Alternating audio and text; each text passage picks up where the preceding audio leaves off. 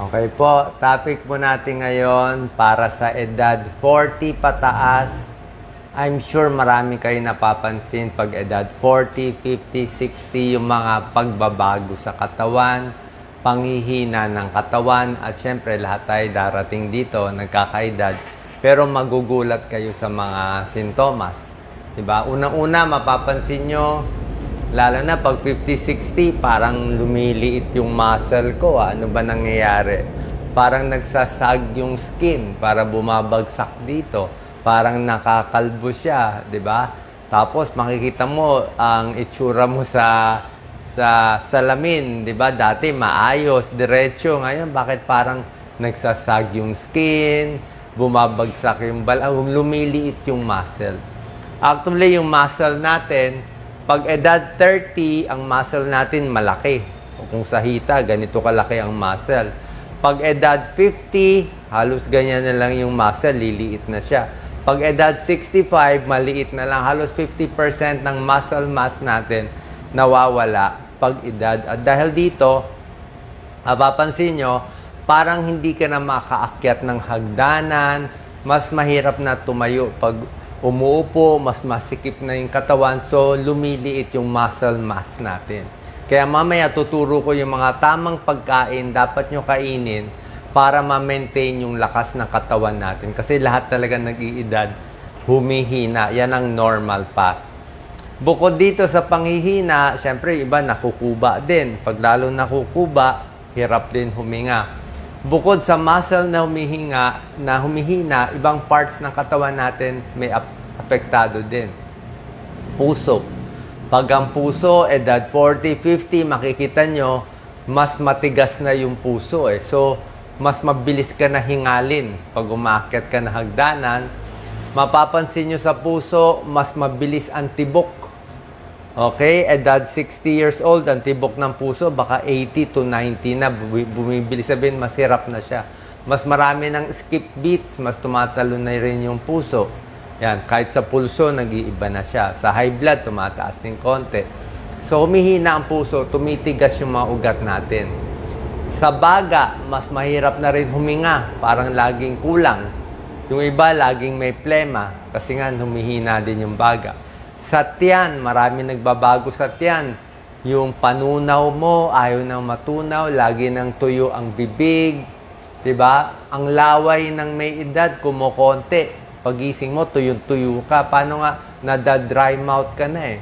Panlasa mo, nagbabago na rin. Paningin mo, nagbabago na rin. Kailangan mo may shades. Diba? Mabilis masilaw, laging tuyo dito, mas nag-GERD ka na. Yung tiyan mo, hirap na matunawan. Bakit? Kumukonti yung digestive enzymes eh. Yung dumi, mas matigas. Mas matigas ang dumi pag tumatanda. Bukod dyan, baga, puso, tiyan, pati utak natin. Nakikita nyo, pag nagkakaedad, 50, 60, 70, mapapansin nyo, hindi mo na mabanggit yung gamit. Palagay natin, tingnan mo to. Ano nga tawag dito? Ito yung takip. O, puro ka na lang, ano nga yun? Ano nga yun? Nakita mo yung kaibigan mo, hindi mo na masabi yung pangalan niya. Parang meron kang 1 second delay. Bakit? Humihina na yung utak natin. May mental fog. Kaya kailangan pinapractice ang utak. Okay? Kung ang katawan natin, tuturo natin, kailangan may light weights, kailangan nag-i-stretch para lumakas ang muscle, para lumakas din yung utak natin, hinahasa ang utak. Paano hinahasa? Di mag-compute kayo, mag-crossword puzzle, mag-aral lagi, di ba? O, wag lang yung puro entertainment. Kasi pag puro entertainment, chismis lang, hindi gumagana yung utak. Dapat yung nag-iisip ng kailangan ng utak natin. So, yan ang mga pagbabago sa katawan. Wala tayong magagawa. 40, 50, 60, mararamdaman nyo yan. At magugulat kayo, Dok, paano ko ayusin? Actually, yan ang mga age ko. Yan ang gusto kong ayusin din. Kunin muna natin sa pagkain. Okay? Number 1 na pwede nyo kainin, itlog. Okay? Itlog, napakaganda, high-protein food ang egg. Ito, nililista ko. Ang itlog, mataas siya sa protina, lalo na yung egg white. Yung egg yolk, pwede rin naman, wala namang kaso, unless siguro sobra taas ang cholesterol mo. o talagang may baraka na sa puso, o takot tayo sa egg yolk na mataas ang cholesterol. Pero otherwise, sa ordinary na tao, ang itlog pwede. 1 egg in a day is okay. Makaubos ka ng 6 na itlog sa isang linggo. So, pag nagdalawang scrambled egg ka ngayon, di bukas wag ka muna mag-egg. Sa susunod ng araw, magdalawa kang egg ulit. So, parang 1 egg in a day pa rin yun. Ang itlog, marami siyang vitamina, mineral na wala yung iba. Marami siyang vitamin B, meron siyang vitamin A, meron siyang calcium, meron siyang iron. Pero ang itlog, meron siyang vitamin D.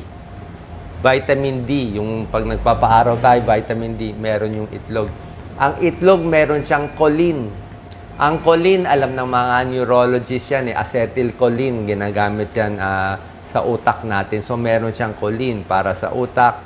Tapos yung egg white niya, napakaganda ng egg white ng itlog. Yung mga may liver problem, nasira yung liver nila, bagsak ang protina, binibigay ng doktor nga, 6 na egg white o 8 egg white. Napakaganda. So, egg, mura, healthy, pwede yan.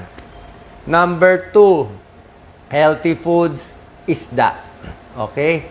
Ang isda, high protein. Kahit yung mga tuna. O kung walang pera, kahit canned tuna, pwede na rin. Bangus, salmon, high protein din, mahal. Sardinas. Yan, pwede yan. Actually, dito sa mga isda, ang maganda rin dito, hindi nyo alam, hipon. Hipon, high protein. Nagawa na ako ng video sa hipon. Maraming special minerals ang hipon, may iodine. Ang hipon maganda, low mercury content, safe siya. 'Di ba? Tsaka hipon, hindi siya nare-red tide. Hindi ka mapu-food poisoning. So, maraming benefits ang hipon. Kaya pa nasa party kayo, nakakita kayo ng hipon, alalahanin mo, sabi ni Doc Willie, kunin mo yung hipon. So, kung mahal lang. Pero hipon, very healthy yan kumpara sa ibang seafoods. Okay, yung ulo, ma-cholesterol, siguro pa konti-konti lang, wala namang kaso. Pero yung katawan ng hipon, very healthy yan. So, fish is okay, eggs is okay. Pangatlo, peanut butter. Gusto mo, peanut na lang. Pero sa Africa, kahit i-research nyo sa Africa, di ba, ang papayat na maraming malnourished doon. Yung mga aid workers, yung mga tumutulong, mga nagre-rescue doon sa mga bata, pinapakain nila sa malnourished na bata, peanut butter. Yan ang pampataba, pampalakas nila. Peanut, healthy protein, high protein. Biro mo, nuts yan eh. Okay? Tayo, pwede naman nilagang mani. Huwag lang yung masyadong maalat na mani. Maalat, mamantika, yun na iwasan. Pero yung mani mismo, kasoy mismo, kung ano man meron tayong locally, napakaganda. Pag peanut butter, pili kayo ng medyo huwag masyadong matamis na peanut butter, huwag masyadong magatas, at high sugar. Basahin nyo lang. Merong peanut butter na mas maganda yung halo. More protein ang laman. Merong peanut butter na high protein. Number 4, beans. Lahat ng beans, munggo. 'Di ba? Mga green peas, yung nilalagay sa halo-halo na beans. So, mga munggo, lahat yan napakaganda. High protein at gulay pa. 'Di ba? Gulay, puro vegetable protein tayo. Ayan, oh. Egg, fish, beans. 'Di ba? Hindi naman baboy baka yan eh. O, gulay, may protein rin. Papakita ko. Soybean, tokwa. Ang taas ng protein ng tokwa. Tokwa, tofu, hindi ko sinabi taho Taho, ang daming asukal eh. Konting-konting asukal lang. Taho, kung gusto nyo konting-konti. Pero yung tokwa, tofu mismo, super healthy. Kaya yung mga vegetarian, misa kumakain ako dito sa mga Seventh-day Adventist, favorite ko yung mga veggie meat. Yung mga veggie meat, yung kunwari karne, pero hindi naman karne, tofu yun eh. So yung tokwa, kahit yung veggie meat, very healthy yan. Alternative yan sa karne, tapos healthy pa. Kasi kung taba ng baboy, taba ng baka, alam naman natin masama. Kaya itong mga soybeans, tofu, beans, healthy. Pagdating dito na sa karne mismo, okay, karne na pag-uusapan natin. Maraming klaseng karne, di ba? May beef, May chicken, ito may goat pa nga dito sa na-research ko, may kambing, may iba't iba, o may rabbit pa, yung mga duck at iba pa. Pero dito sa mga ito, lahat naman sila high protein. Pero ang nakita ko dito, ang dami ng protina ng beef, ng mga steak, ay pareho din sa dami ng protina ng chicken.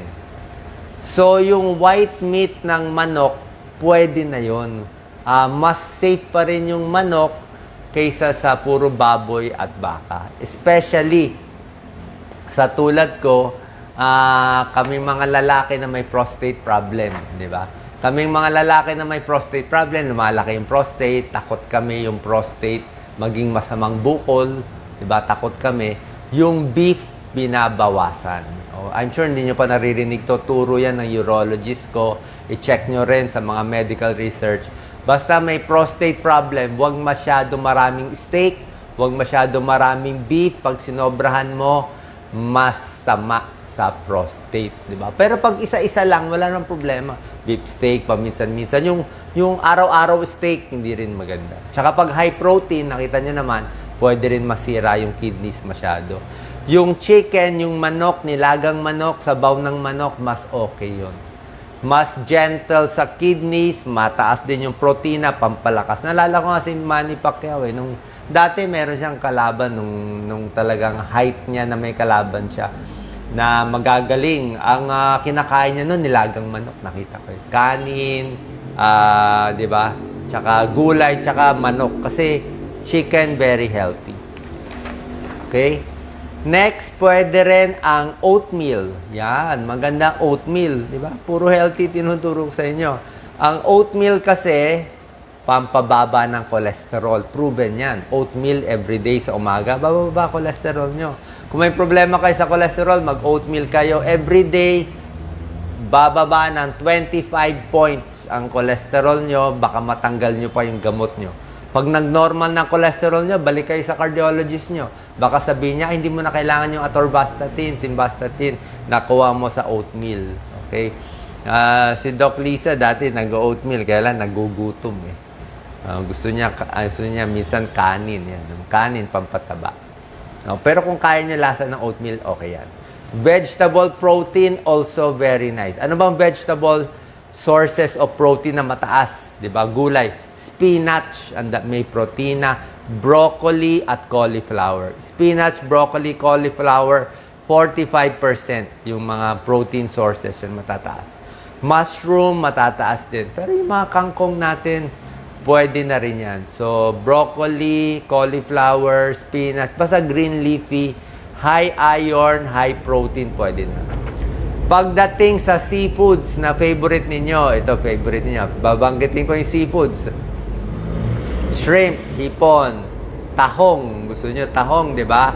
Crabs, alimango, tulya, clams, scallops, lobster. Ang dami. Okay ba ito lahat? Hindi natin kaya lobster, mahal yun eh. Huwag na natin isama sa listahan. Ang gusto ko dito, yung shrimp pa rin. Nakita ko mas safe ang hipon, mas okay siya. Yung crabs, ma-cholesterol yung taba ng Pwede pa, minsan-minsan, yung pinakalaman lang. Ang tulya, ang problema ko sa tahong. Okay? Sa tahong, mataas din ang protein ng tahong. Healthy ang tahong, masarap ang tahong. Kaya lang, ang problema sa tahong, syempre, nasa dagat siya, nakukuha niya yung dumi. Minsan may red tide. Lalo na kung tumatanda na tayo, papunta na sa senior, may red tide eh. So, baka matsambahan tayo na hindi na-test, napakain ka ng 10 tahong may red tide, magtatai tayo, ma-hospital, madedextrose, baka tayo matsambahan lang. Kaya kung kakain kayo ng tahong, safe source at mga 2-3 piraso lang. Okay? So, yung hipon, mas magandang source ang protein. Tulya, I think safer, pero ganun pa rin. Konti lang. How much protein do you need? Ito, ano na mga sources? Ito na nga binanggit ko. Itlog, merong chicken, merong tofu, merong yan. Yan naman iba, mga monggo, merong gulay, at iba pa. Bukod sa pagkain, ano pa kailangan natin para lumakas?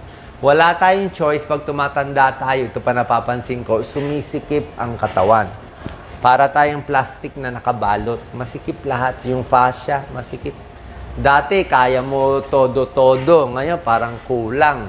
Dati, kaya todo taas. Ngayon, parang masikip. Dati, yung leeg maluwag. Ngayon, masikip. Dati, kaya ko mag-squat. Ngayon, parang ayaw na mag-squat. Diba? Pasikip ng pasikip yung katawan. Pati yung likod. Dati, yung likod natin, gumaganon na ngayon. Yung likod, subukan niya magpulot. Diba? Pag may edad na, hindi na nga makapulot. Paano? Ayaw na mag-bend eh. Ayaw na mag-bend yung likod natin eh. So, ang gagawin natin, dahil masikip ang katawan, sa umaga, kailangan may stretching tayo. Okay? May stretching. Isang shortcut kung kayo sumasayaw, nagzuzumba, yung mga ganyan, dancing, yun, pinakamaganda yun. O, sama kayo sa ganun. O, kasi baka boring itong mga calisthenics sa inyo eh. Boring yung ganito sa inyo eh, di ba? O gusto nyo talaga yung mga dancing with music, pwede yun, maganda yun. Yung mga tai chi, maganda rin yun, yung sa ibang bansa, ginagawa nila. Tapos, pagdating sa muscle, maraming ways. Pag tumatanda na, ang gusto kong squat, ganito na lang. May silya, tatayo ka, uupo, tatayo, uupo. Pero upo ka sa silya, tapos tatayo ka, uupo ka. Bakit ganong squat ang gusto ko? Kasi yung normal squat, baka hindi nakayanin ng edad 50, 60 pataas eh. Kasi pag nag-squat ka na mababa, yung tuhod mo mape-pressure. Mabigat, malaki ang tiyan. Maliit na ang muscle, tapos nag-squat ka, mamaya bumagsak ka, bumigay yung tuhod. At if pag silya, upo, tayo, gawin mo 10 times, mapapagod kayo. Hindi siya madali. Tapos, meron kayong tiptoe. Alam niyo naman yung tiptoe, di ba? So, hawak kayo sa silya, mag-tiptoe kayo. Isang paraan din naman, habang nakatayo ka, hawak ka sa silya, yung paa mo, ginaganon mo. Yan, pinapa-right mo. Ayan, 10 times. Patalikod yung paa mo, 10 times. O, paharap paa mo. O, stand in one leg. Maganda rin yun. Yung tatayo ka, one leg, ganyan. No? Pero maganda, may konting hawak. Just in case matumba ka, may hahawakan ka. O, practice nyo lang. Lahat yan importante. Tulad na sinabi ko, lumiliit yung muscle natin. Pag weights, gusto ko light weights lang. To 3 pounds, 2 pounds, 3 pounds. 4 pounds, pwede na yan. Yung ganito lang. 10. Kala nyo madali. Ganyan, mamaya. Oh. Okay. Tapos yung exercise, meron ding wall push-up. Gusto ko rin wall push-up. Yung tunay na push-up, tingnan natin kung kaya nyo. Kung kaya nyo, very good. Pero wala akong kilala na kayang ganun eh. Ganun lang tayo. Tapos yung exercise, ang tip ko, since lagi tayo nakaupo, na mamanas na yung paa natin, pati hita ako nga dito, medyo may manas-manas na nga ngayon eh. Pag tumatanda, ganun talaga po. Nagmamanas-manas kasi yung mga ugat natin medyo lumuluwag. Eh, walang solusyon sa ganun eh. So, ang solusyon lang, galaw-galaw. Para gumalaw yung dugo, para hindi masyado magmanas. So, ang secret ko lang, pa nag-exercise at may edad na, huwag mo isabay-sabay sa isang oras. Huwag yung 4 o'clock, 5 o'clock todo exercise. Pwede mo gawin short lang. Sa umaga, 10-15 minutes exercise. Tapos trabaho ka, computer. After 2 hours, konting exercise na naman. Tapos, balikan na naman sa computer, whatever work mo. So, tinatawag natin dito, exercise snack. Para nag-snack ka. Hindi ka nag-snack ng pagkain, hindi ka nag-snack ng mangga. Ang snack mo, exercise snack. So, kahit pa paano, nag-exercise snack ka, nakaka-rest yung katawan mo. Diba? Hindi ka masyadong pagod masyado. Okay? So, yan po. Tamang pagkain, tamang pag-exercise, ito yung galaw-galaw natin. Yan ang kailangan natin para lumakas habang tumatanda. Salamat po.